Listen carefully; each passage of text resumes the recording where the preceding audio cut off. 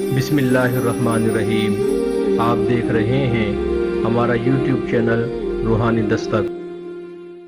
موسم کبھی گرم سے ٹھنڈا ہو یا ٹھنڈے سے گرم ہو جائے تو انسان اچھا محسوس کرتا ہے، مگر موسم کی تبدیلی ہر ایک انسان کے لیے اچھی نہیں ہوتی، خصوصاً سردیاں یا موسم برسات۔ وہ لوگ جو بلغمی مزاج کے لوگ ہوتے ہیں، جن کو بلغم اور صفرا کی شکایت ہوتی ہے، ان کے لیے یہ موسم نہایت تکلیف اور پریشانی کا باعث بنتا ہے۔ وہ لوگ جن کو بلغم زیادہ بنتی ہے، وہ بلغم کی وجہ سے کھانسی،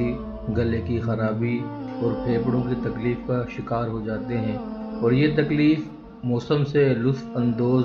ہونے کے بجائے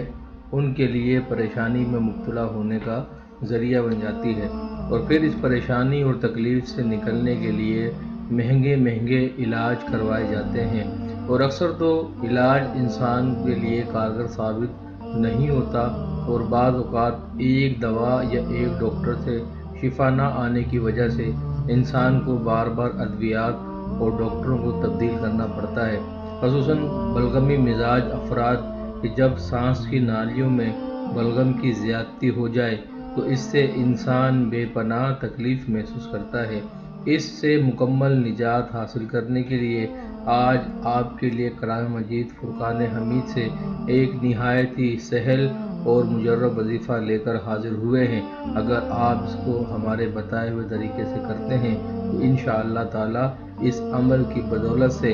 بلغم کے مرض سے آپ کو دائمی نجات حاصل ہو جائے گی، اور پھر یہ شکایت دوبارہ آپ کو نہیں ہوگی۔ ایسا شخص جس کو سانس کی نالیوں میں بلغم کی زیادتی ہو یا بلغم کی وجہ سے کھانسی یا اور کوئی شکایت ہو، تو ایسے شخص کو چاہیے کہ وہ نمک کی 7 چھوٹی چھوٹی کنکری لے لے، نمک کے چھوٹے چھوٹے 7 ٹکڑے لے لے، اور ان کو لینے کے بعد باوضو ہو کر ان میں سے ہر ایک ٹکڑے یا ہر ایک کنکری پر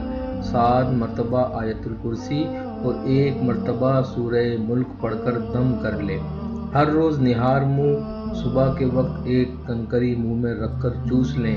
انشاءاللہ تعالی اللہ تبارک و تعالی اس عمل کی برکت سے 7 یوم کے اندر اندر بلغم سے مکمل نجات عطا فرمائے گا، اور پھر کبھی شکایت نہ ہوگی۔ اور اگر کسی کو بلغم کی پرانی شکایت ہو اور وہ علاج کروا کر تنگ آ گیا ہو اور چاہتا ہو کہ یہ مرض تا حیات ختم ہو جائے، تو پھر ایسے شخص کو چاہیے کہ یہ عمل 3 ہفتے تک لگاتار پابندی کے ساتھ کرتا رہے۔ انشاءاللہ تعالی اس مرض سے ہمیشگی جان چھوٹ جائے گی۔ اللہ کریم اس عمل کو اختیار کرنے والے ہر ایک بھائی بہن کو شفا عطا فرمائے، آمین۔